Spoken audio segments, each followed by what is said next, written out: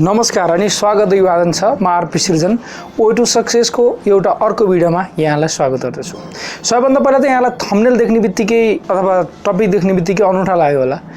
यस्तो पनि केही हुन सक्छ, टोयलेट कसरी युज गर्ने, प्लेन यो कुनै टपिक हो, युनिक छ। मलाई आफैलाई के पर्यो भने सबभन्दा पहिला म साउदी अरब गएको थिएँ इतिहाड एयरवेजमा, यहाँबाट काठमाडौँबाट अबुधाबी। त्यो जुन यात्रा थियो लगभग 5 घण्टाको यात्रा, त्यो यात्रामा म टोयलेट गएन।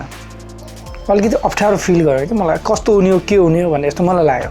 अस्ति म फर्किँदै थिएँ, फर्किँदै भन्दा पनि त्यसपछि धेरै प्लेनहरू चढियो होला। त्यसपछि मलाई एउटा आइडिया आयो कि मैले सोचेँ होइन धेरै यस्ता साथीहरू हुनुहुन्छ, साथी मात्रै होइन कति आमा बुवाहरूलाई कतिले घुमाउन लिएर जानुहुन्छ, कतिले उहाँ बोलाउनुहुन्छ, दिदीबहिनीहरू हुनुहुन्छ बच्चा लिएर ट्राभल गर्नुहुन्छ प्लेनमा। धेरै सिचुएसनहरूमा टोयलेट, प्लेनको टोयलेट कसरी प्रयोग गर्न सकिन्छ, कसरी प्रयोग गर्ने भन्ने विषयमा मैले भिडियो बनाउँदैछु। मलाई आशा छ यो भिडियोले धेरैभन्दा धेरै साथीहरूलाई सहयोग पुग्नेछ। तपाईँलाई काम लाग्दैन, तपाईँलाई आउँछ जान्नु भएको छ भने पनि तपाईँको सर्कलमा त्यस्ता साथीहरू हुन सक्नुहुन्छ जसलाई अलिकति आइडिया नहुनसक्छ। हाम्रो बानी के छ भने आउँदैन भन्न हामी जान्दैनौँ कि सबै चिज आउँछ हामीलाई, हाम्रो बानी त्यस्तै छ। तर हामी कति चिजहरूमा अड्किन्छौँ। त्यसैले नलेजहरू सेयर गरौँ, आउँदैन भनौँ, आउँछ सेयर गरौँ। त्यो एउटा कुरा हो, सिम्पल हो, साधारण हो, तर जान्नुपर्ने कुरा। यो कुरा चाहिँ यहाँले सेयर गर्नुपर्छ न। भिडियो अन्तिमसम्म हेर्नु होला, आज नगए पनि अरू दिन जान सक्नुहुनेछ। होइन भने केही आइडिया त हुनेछ नि, तपाईँ कहिले यात्रा नगर्ने हो भने पनि प्लेनमा। प्लेनका अरू धेरै पक्षहरू छन् जुन हामीले धेरै ध्यान दिनुपर्ने हुन्छ। ती विषयहरूमा अरू कुनै दिन हामी कुराकानी गरौँला। जस्तै एउटा पक्ष के छ भने प्लेन जब ल्यान्डिङ हुन्छ, स्पेसल्ली काठमाडौँको एयरपोर्टमा बेड बाँधिरहेको हुन्छ, गुडिरहेको हुन्छ, हामी झापझुप सबैजना उठ्न थाल्छौँ। त्यसो त घर नजिकै आयो भएर अब चाँडो घर जाउँ भन्ने एउटा हुन्छ पनि होला, तर खासमा त्यस्तो गर्नु गलत हो, त्यस्तो गर्नु हुँदैन।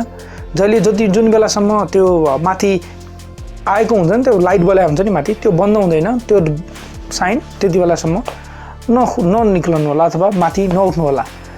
एउटा रुल्स किन हुन्छ भने कुनै बेला ल्यान्डिङको टाइममा अप्ठ्यारो परिहाल्यो भने सबैजना उठेको खण्डमा सबैलाई अप्ठ्यारो पर्न सक्छ। त्यो कारणले गर्दा रुल्सहरू छन्, त्यो रुल्सहरूलाई फलो गर्नुपर्छ। टोयलेट कसरी युज गर्ने साधारण म यहाँलाई कुरा गर्न चाहन्छु। सबभन्दा पहिला टोयलेटमा छिरिसकेपछि टोयलेटमा साइडमा एउटा लक गर्ने चिज हुन्छ, ढोकामा, त्यसलाई लक गर्नुहोस्। लक गरेपछि बाहिर रातो आउँछ, प्याकेट आउँदैन। टोयलेटमा स्विमिङ गर्न मनाइ छ।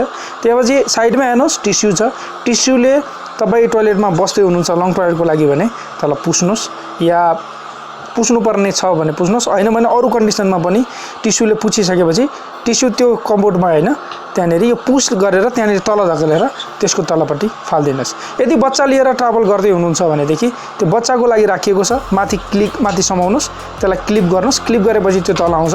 अब यहाँनिर तपाईँले बच्चालाई राख्न सक्नुहुन्छ। तपाईँलाई बच्चालाई राखेर बच्चाको डाइपर चेन्ज गर्नको लागि यो हो। त्यसपछि यसलाई माथि जस्तो थियो त्यस्तै बनाएर राखिदिनुहोस्। त्यसलाई ट्यापलाई बन्द भयो।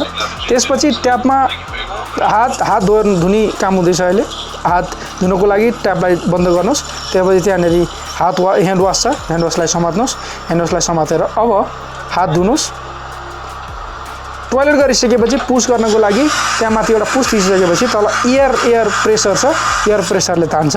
त्यसपछि त्यो टोयलेट खाली हुन्छ। त्यसपछि त्यसलाई बन्द गरिदिनुहोस्, ढक्कन बन्द गरेर त्यसपछि फेरि हात धुनुहोस्। टिस्युले हात पुस्नुहोस्, त्यो टिस्यु त्यही पुस गरेर त्यहीँभित्र खसालिदिनुहोस्। त्यसपछि तपाईँ बाहिर आउनुहोस्। खास यति नै हो। आशा छ यो भिडियोले यहाँलाई केही सहयोग पुग्यो होला। यहाँलाई सहयोग पुग्यो पुगेन आई डोन्ट नो, तर ती साथीहरूलाई, ती आमा बुवाहरूलाई, ती दिदीबहिनीहरूलाई सहयोग पुग्न सक्छ जसलाई सामान्य कुराहरू हुँदैन र जसले यात्राको क्रममा अलिकति सहज फिल गर्नुहुनेछ यो एउटा सानो भिडियोले पनि। त्यसो हो भने यहाँहरूले सेयर गर्न नबिर्सनु होला। फेसबुकमा हुनुहुन्छ भने ती साथीहरूलाई कमेन्ट गर्नुहोस् जो अब छिट्टै नै बाहिर या विदेश जाँदैछन् या पहिलोचोटि प्लेनमा चढ्दैछन्। अहिलेको लागि आरपी सृजनलाई आज्ञा दिनुहोस् र अन्तिममा भन्न चाहन्छु अहिलेसम्म पनि च्यानललाई सब्सक्राइब गर्नुभएको छैन तपाईँ हाम्रो फ्यामिली मेम्बर हुनुहुन्न। यदि हाम्रो फ्यामिली मेम्बर हुन चाहनुहुन्छ भने च्यानललाई सब्सक्राइब गर्नुहोस्। साइडमा एउटा घन्टी आउँछ, त्यो क्लिक गर्नुहोस् ताकि मैले राख्ने हरेक भिडियो, मेरो च्यानलमा अपलोड हुने हरेक भिडियो यहाँहरूको मोबाइलमा नोटिफिकेसन भनेर आओस् र तपाईँले नछुटाउनुहोस्। हस् त, आजको लागि हेरिदिनु भएकोमा यहाँहरूप्रति धेरै धेरै आभारी हुँदै म आरपी सृजन आज्ञा चाहन्छु। यहाँहरूको समय शुभ रहोस्। जहाँ हुनुहुन्छ, जस्तो हुनुहुन्छ, खुसी रहनुहोस्, सुखी रहनुहोस्। हस्त नमस्कार।